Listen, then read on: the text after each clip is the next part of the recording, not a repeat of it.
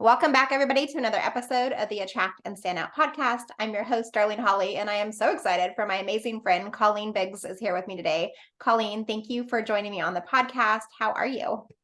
I am so great, Darlene. I am so great. 2024 is going to be an amazing year.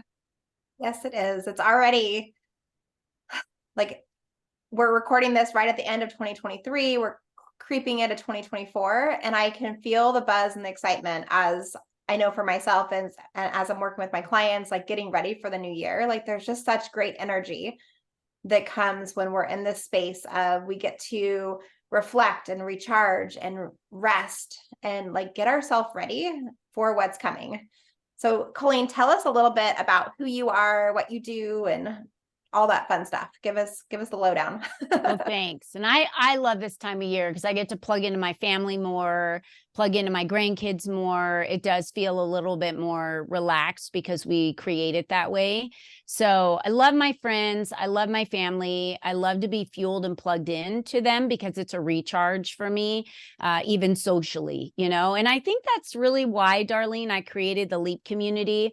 It's a community for female entrepreneurs.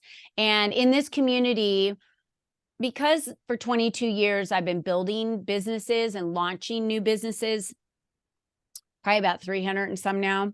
Why I love it has to do with the kind of the curating of the community that happens through that. So many of the companies that I worked with curated community, and in that community that they curated, they would share best practices. They did what we would do, masterminding. That's what they did together, right? I loved it because they helped fuel and support each other, right? Build that social capital of opportunities for them, of things that they never thought about. And so when I left corporate America, I curated a community for female entrepreneurs because I know that starting a business is not easy. I've guided a lot of entrepreneurs on that journey.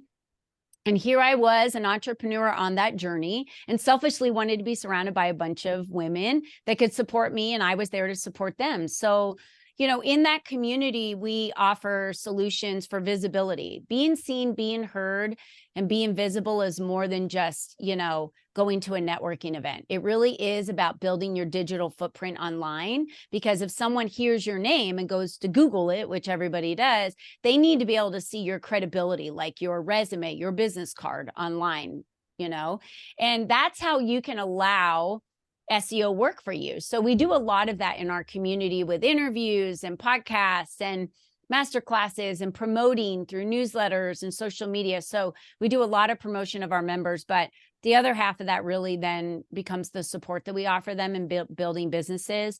My husband and I also own a couple businesses here, 3 of them in Arizona. And we're looking to keep expanding. We're franchising one of my husband's businesses right now. And I love producing events. I love producing events and getting women together. I just feel like the strength of a woman in a room with 100 or 200 other women and what we're able to accomplish and the services and support and empowerment we can offer each other elevates all of us to a new level in business. So I love doing that. That's one of my favorite things. Yeah, I love that you have so many businesses and so many kind of hands in different pots, so to speak, when it comes to running the businesses. What have you found as like you have an entrepreneurial spirit, I'm assuming. I'm seeing it. Yeah.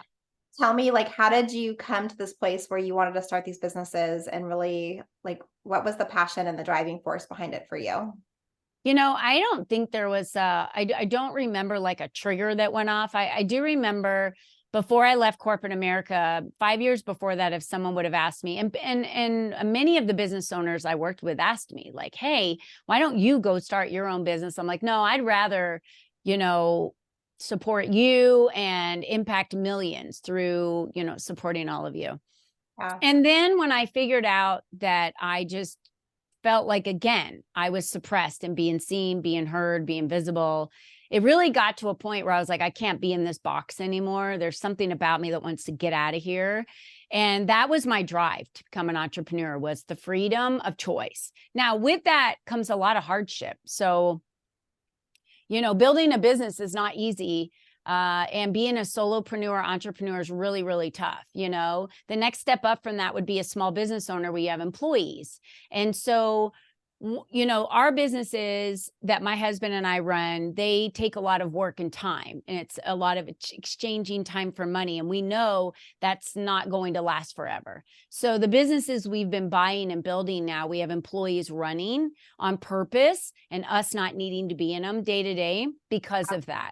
Because I do believe it's important that that you create that model so that you have a little bit more passive income, and not having to be in a day-to-day. And so you're not exchanging that time for money. I see so many women exchange time for money, and that is, that's tough. So I love building businesses.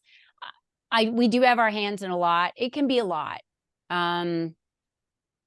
But I think you just need to know what you can handle and know who can help you in your business versus you having to do all the house, right? So that's a book. It's a great book if someone wants to read it, Who Not How. And so I've been reading that book a lot and going back and kind of keep forcing myself, like, stop figuring out how to do it and get someone to do it for you. And that's a huge shift in mindset for a lot of entrepreneurs. Yeah, I love that you mentioned that, because it's, as we grow our businesses and we like, it's the ripple effect that goes out. Like when we are able to give somebody else a position to support their family, and we might not be in the day-to-day of it, but like you're creating a legacy, you're creating an impact in the community, and that ripple effect just kind of like trickles out there. Yeah. Which is such a beautiful thing. One of the things that you said was, like, when you were in corporate America, you felt like your voice was suppressed. I love to talk about like the work that I do with my organizational leaders and my entrepreneur clients is really helping them speak up, stand out, and make an impact using their voice. Like we have, you know, the internal critic that's going on telling us, who am I? Am I worthy enough? Am I good enough to do this? And then we have the external communication. Like when we do go to speak up, what is it we're saying? Are we saying it in a way that's really creating the impact we want it to in that moment? What do you think is one of like the biggest lessons you learned either from corporate America or even as you stepped into entrepreneurship? Like, how have you used your voice to create that change? You know, back in corporate America, there were a lot of times, I remember when I first became a director and was able to walk into a room where I was going to be able to make changes on, you know, the path of the company, right? I would have a say. And the CEO met me at the door and said, congratulations. I was like, thank you. And I was so excited. And he was like, so you're to be seen, but not heard in this meeting. Got it? And can you imagine in that one moment how deflated I felt? Like I felt like my whole life to get there. Yeah. You know, since I was 17 and was on my own, I worked my whole life to be able to have a say in the shaping of a company. That was what I wanted. And I was so deflated. And then I thought to myself, why does it feel like this person has power over me? And that's what I asked myself, because I didn't differentiate or really understand it much at that time, because this was a long time ago. And I was like, why does this person have power over me? I didn't realize I had allowed him to have power over me. I felt like because it was my job and he was the CEO, that he had power over me. There's a big difference there. It wasn't until I was an entrepreneur that I realized I gave him permission to have power over me. There's the big mistake. We allow people to have power over us and we give our power away versus us keeping our power. And in that moment, if I could go back, I would have asked the question, why? Instead of just cowering into the meeting, just happy I was there, but feeling deflated and wanting to cry, I should have looked at him and said, why is that? Yeah. At some point, do you feel that I haven't deserved or earned my place here? That I've worked so hard since I was a teenager to get here? Are you afraid I might say something that you don't like? Like, what is it that you don't want me to speak up? If you're saying you would like me to be observant, I plan on doing that, yes. But to tell me that I'm not allowed to speak up in a meeting I don't think that that's very respectful to someone that's been invited to a meeting. Yeah. So, I would have asked, why was I invited then? If I'm not to share my opinion, are you saying that my opinion is less valuable than other people's opinions in the room? So now my brain looks at this way different because I hold and harness my own power now. I Yeah. don't allow other people to have that power over me. And that was all worthiness. That was all not really feeling like I was worth it. That's where I just stayed quiet and didn't speak my mind. And then I went into a period of time where maybe some of the clients that you work with, where they get angry. So they start getting angry and they cry a lot. Maybe their frustration comes out at night and they're finding themselves coming home and pouring glasses of wine and being angry or crying or feeling frustrated because no one's listening to them, or they're being dismissed, or they're like, yeah, whatever. I remember this one time, Darlene, I'll share with you. I'm a numbers person, and I never really realized I was a numbers person, but I would always just go to the numbers because the numbers made sense to me. So when we were doing budgets and when we were putting together things, I would sit other people down that were, managers and directors, and I would say, does this make sense to you?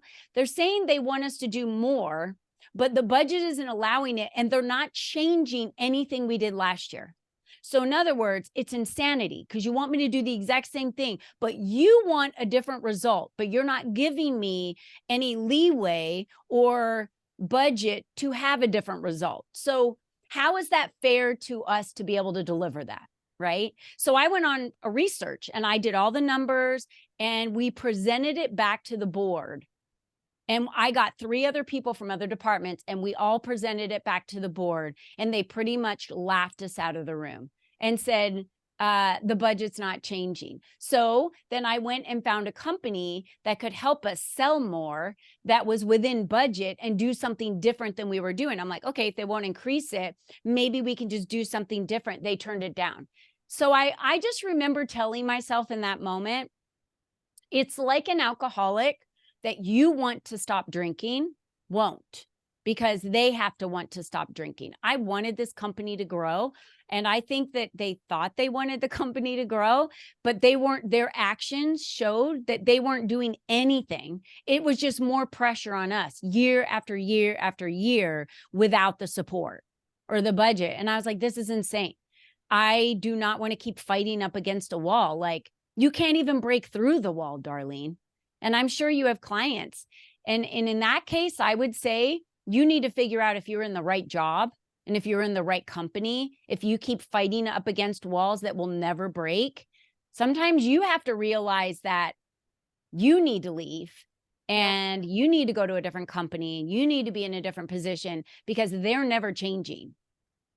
Yeah, it's that point of realizing, like, I've grown as much as I can in this specific role that I'm in right now. Yeah. Like, you've hit that. And, we always talk about like the glass ceilings. Like, sometimes it's just a concrete building ceiling and there's nowhere else to go internally inside that organization. And how do you bring your gifts and your voice and your message and your work ethic to another company that's going to really support you and help you grow and shine in those places? Yeah. One of the things I wrote down that you said was like, you were told to be seen and not heard. And I just want to point that message back out, because this is something that I see show up with my women clients so often, as they've been told, as whether from when they were little girls or in leadership roles or any place that they felt like they had a voice. Like, how do we break that model? And I like you shared a lot of like deep things on like how you kind of wish you would have, like the things that you wish you could have said in those moments. And I think it's a great place to think too, like, how do we practice saying those things? Like, in hindsight, sometimes I know for myself, I have a lot of hindsight, like, oh, I wish I would have said this at 2:00. You know how it is, Colleen, you wake up at 2 a.m. and you're like, oh, that conversation today, I should have said this would have like made a huge impact in the conversation, the direction of what we were doing. And I think as women, it's like, if we role play, we practice using our voice, we say those things out loud, even if it's after the fact, even if it's, the day after or 10, 20 years later, when we practice using our voice and, finding the words that we wish we could have used then, it helps us in the future. It helps us in that next conversation. So I think it's important that we remember that, like, even if you don't get it right and you don't do it the way that you wish you had every single time, if you just practice saying it out loud, practice saying what you would have said in that moment, that role play, that ability to just hear yourself say it out loud gives you that confidence boost, so that the next time somebody says, Colleen, we just want you to sit here and be seen and not heard, like, you have the words in that moment Yeah. of how to respond and stand up for ourselves and let our voice be heard, because there's been too many times where we've been put into a box or asked to sit pretty in a corner and, take notes or whatever it is, and not have our voices heard. But when we can start to find our voice again and start to find the things that we do want to say, like, that impact hits at such a bigger level. Yeah, it's going to happen everywhere you go, kind of everything that you do. And one of the ways that I work with my clients when they are saying they get burnt out, I'll say, are you asking yourself when you go to do something, is this hard or is this smart? Right? Just something simple we can ask ourselves. Is this hard or is this smart? One of the things I would challenge you and all the women out there that feel like they are being suppressed or allowing their energy and power to be taken from them would be, if something happens, to ask yourself, does this feel like my power is being deflated? Like I'm having it taken away from me? Or is this depositing more fuel and power for me? Right? So is this person for me or are they deflating me? And if that person is deflating you, that means you need to speak up. And so many women are afraid to speak up. And I will say, what is the worst thing that could happen? What is the worst thing that could happen? So you get fired. I'm assuming that's the worst thing that could happen to these women. You get fired. Great. You got fired from a company that didn't even respect you at all, your opinion or anything, and you just brought home a paycheck. So that should be a celebration, because now you get to go find a company that will respect you, and I guarantee it will be a better work environment for you. You will feel more powerful, you'll be more confident, and your life will be better. So I think when we look at pros and cons of things, we get so scared. And I remember thinking like, oh my gosh, if I lost my job, it's like, back then, why did I think that? Like, just go get another one. What's the big deal? And it's the same way today. I mean, jobs are plentiful out there for you to be able to get a job. They can't even get employees because nobody wants to work anymore. So they're paying better and they have better benefits than they ever did. I remember, oh gosh. I think that stems a lot from, like, the generational changes, because I know in my early mid 20s, when I left retail management and started my own business, my grandparents and my family thought I was, a lunatic for leaving my cushy 401k package and my vacation package and all those different pieces that came with working inside, of that organization. And I remember thinking, like, there's got to be more, there's something bigger, I can just feel it. But there's that piece of their security with this company. And people used to stay with an organization for 30, 40 years and they would retire from it. And now if you look at especially if we look at today's job market, like, people they're hopping from one job to another. They can find advancements quicker. They can find a company that's more of a culture fit, that fits their values, fits their lifestyle, especially, a few years outside of a pandemic. A lot of us learned we don't love, commuting 2 hours a day each way and working for a company that doesn't actually respect us or, treat us that well. And now we can do it for, we can find jobs where we can work from home and not have to have the commute. There's those different pieces that are involved in it. And so I think it's just like how times have changed too. I think it's no matter what generation it is, because I'm in my 50s, no matter what generation it is, we have to remember that if we want to be respected, we first have to have respect for ourselves. If you want respect, you have to respect yourself first. So are you respecting yourself by allowing people to walk all over you? And the answer to that is no. You're really not. And Darlene and I had a conversation about some things with my event that I'm putting on, before we went live. And I will tell you that you've got to set boundaries. If you don't, people will walk all over them. They will just step right over them like it's no big deal and they don't care. And if you don't set those boundaries and hold them, then you're the one running around doing all the work, not them. They don't even care. They don't lose a wink of sleep. It doesn't stop them in their tracks one bit. And you're the one that suffers. And when we suffer and we constantly swallow over and over again the resent and the anger, it causes health issues in your body, not their body. I hope everyone's listening to me. It is so 100% true.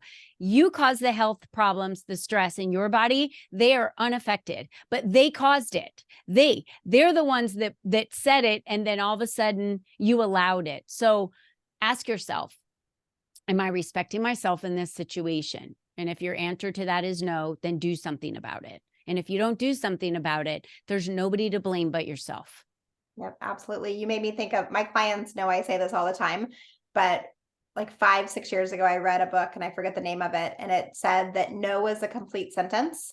And that was like mind blowing for me. I'm like, oh my gosh, I can just say no because I'm a people pleaser. I will do everything for everyone else and sometimes put myself last. I've worked on that. It's not. You're a recovering people pleaser like me. People pleaser, yes.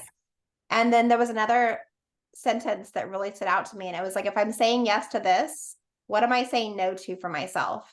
And I think when we talk about like setting boundaries and setting, parameters for ourselves for how we're showing up and what we're giving and what we're wanting to, like, if I'm happy to do a lot of things for a lot of people pretty often. Like, I don't mind doing those things. I actually enjoy supporting and helping other people, but what am I sacrificing for myself? Is it impacting my business? Is it impacting my family quality time? Is it impacting how I'm showing up because I'm just plain exhausted because I'm doing too many different things? And as women, especially, we have to look at all those pieces because we will give and give and give and give and give until there's nothing left. And then that doesn't serve our businesses. It doesn't serve our family. And it sure as heck isn't serving ourselves. No. And if we're talking about being leaders that we should be, you're showing as an example to your daughters, to your granddaughters, to the other people around you that you should be abused and used.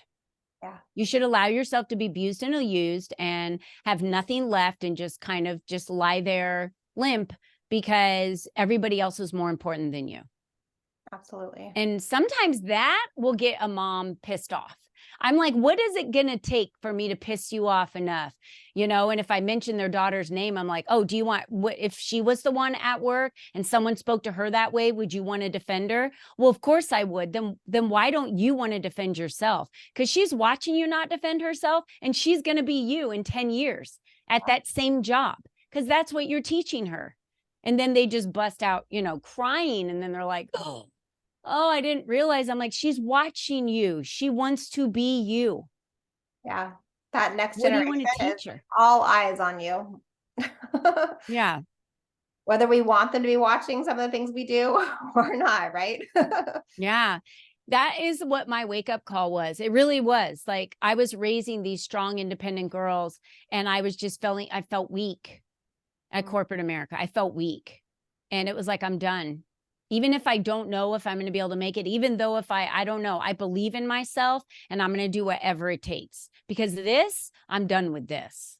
Yeah. I'm done with being treated this way. So I now choose who I play with, who I run in circles with, who's part of my life, who I do business dealings with, who I bring into certain circles. I pick and choose that. And not everyone feels like that's what should be done. But I will tell you, when you do that, you are so much happier because you're fueled by the people around you. And I keep the people at arm's length that suck everything from me. They're just like, I just can't stand it. I have to have like a metal umbrella against all of that negativity and, the woe is me. I'm a victim. I don't play there. Yeah. And and I love that you said, like, you have that, like, you built that fortress around yourself so that you can recognize it, first of all, and you can also start to repel it and not accept it into our world. There's something powerful when we, have that awareness that this is not serving us any longer, and we can't keep living the way that we're living with the way that this is coming at us. And then we take that ownership, we take the power in that situation. And I just had like a visual of almost like the Care Bear stare, like the Care Bear cartoon, but like where we're reflecting the stuff that's not for us. It's not for us, but other people are trying to put all their things, they're piling all the things, their expectations, their needs, their shoulds, their wants, but it's not who we are. And it's not what we're, how we're wanting to show up. And so when we can repel those things and really stand powerfully and like say what it is that we want and speak up in those moments and let our voices be heard, let other people see us for who we truly are, the true, authentic, vulnerable, real us. That's when shifts happen. And that's when we can make that bigger impact. That's right. 100%. As we start to kind of wind things down, I'd love to just ask one more question before we go to rapid fire questions. We're in 2024. It's a new year. It's a clean slate. What's like one or two things that you kind of see as maybe a trend or an insight that you know that you want to help support yourself as we go through this year, or maybe you're going to use it to help your clients? Well, AI, number one, right? Because if you're not on the AI bandwagon, every other business is going to pass you by. So good luck if you haven't embraced it yet. So take classes, get familiar with it, get rub elbows with people that are really good at using AI, that understand AI. We've already started using AI on my podcast, Take the Leap. And it has just really helped my team move things faster through, in doing the podcast. So that's number one. The second thing I would say, and it should be a trend every year, and I don't know if it is, would be growth. I've seen too many people get stagnant and say they're too busy. I've got too much going on, and you're never too busy to learn. So if you really truly want to be a leader, you've got to work on your growth. So I would challenge every single person that's listening to this, like I challenge my clients. Every year we put together their goals and visions in October. And I always ask, what one of these things challenges you the most that you're going to have to research, do some additional work on? And if there's nothing on that list, then they've got to add something for growth, whatever it is. Even if you've never crossed a physical finish line, like a run, go sign up for a 1 mile run or a turkey trot or, something like that, and go walk it. I've had people say, oh, I'm not a runner. Well, if you've never felt the emotional release of crossing a finish line and what that will do for you, for your success in the future, go do it. Because when you physically complete something across a finish line, it feels so good that you want that more and more. It's like an addiction, and that dopamine, you want it more and more. So I guarantee your success in your business will elevate because you're chasing that. Yeah. And that's a good thing. That's a really good thing. It's like the endorphins that are released when you're working out and you chase that, right? That's a good thing. So those would be the two things I would leave with you and your listeners. Awesome.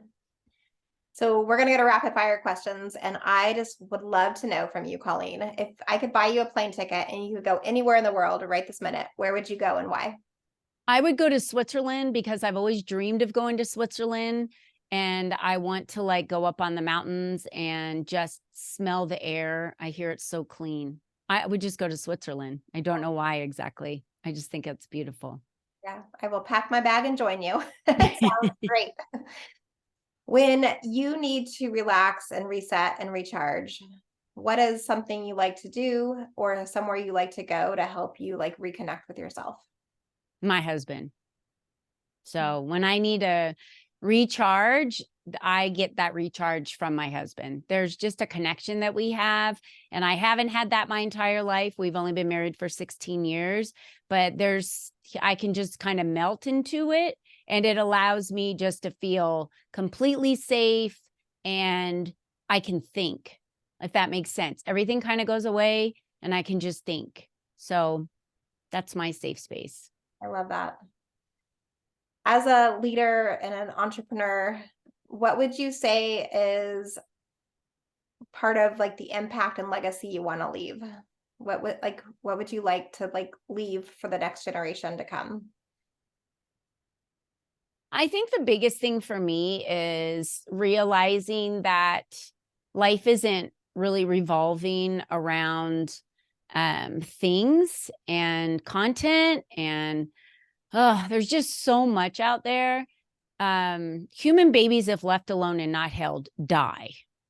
That should tell anyone listening that we need to be held. We need to love each other more. We need to get together more, not for a purpose of an ROI of I need to make business on this deal, but like you and I were talking about, just get girlfriends together or friends together or have dinner parties. You remember way back in the day when our parents used to do dinner parties all the time? All the time. There were always couples together all the time in each other's houses. In fact, on the 10 o'clock news, it would say, do you know where your kids are? Because they totally forgot they even had kids because their lives were so important with entertaining with their couple friends.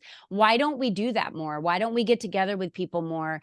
COVID isolated us big time. And if I could leave one legacy, would be that as a true leader and as a female, we are nurturers. So how do we change the next generation and you know, thousands of generations to come by building connections with people, because they love it when they know you care. Absolutely. That's it.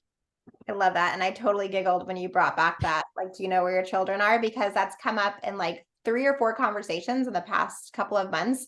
And I just used it recently when I was leading a training, and it came out of my mouth and I was laughing at myself. I'm like, I can't believe you just like said that. Like, I haven't said it or thought about it for so long, but then it just keeps coming up. So it's one of those things that you're like, yeah, do you know where your kids are? And I'm like, this generation, we don't let our kids walk down the street across the street without us like knowing exactly where they are and what they're doing. So it's funny how like the generational patterns change. It's so true. One last question for you. What is your top value, or one of your top values? Oh, my faith in God is probably it. I would have to say for sure. I drop to my knees on a regular basis. God helps me drive my business. So that's a huge thing. And I will not, and can spot anyone who is not honest. I will run the other way. Integrity is so important to me. I love that. For sure.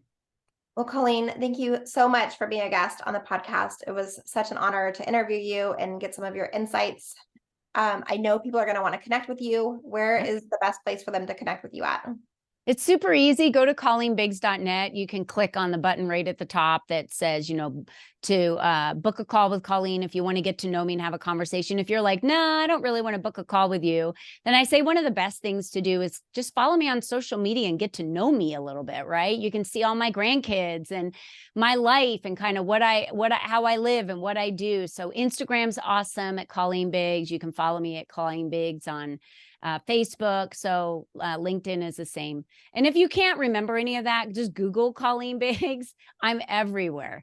So I built a good digital footprint. It's what I help people do. And I would love for someone to connect with me in some way or another, even if it's just a follow and a soft stalking on social media. I'll take it. Soft stalking is a great thing. I had a client last year who had been following me for 6 years, and I was like, where did you come from? And he's like, I've been following you forever.